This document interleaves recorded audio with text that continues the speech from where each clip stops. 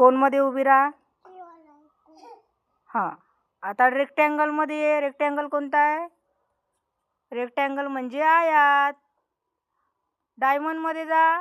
Diamond. हां, diamond म्हणजे वीट.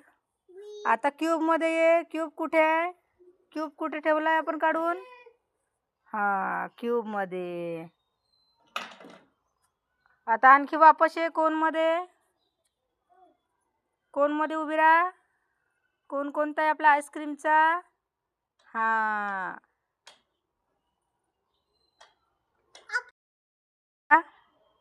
Cylinder कोणता आहे? हां. आता हार्टमध्ये ये. हार्ट कुठे काढला आपण?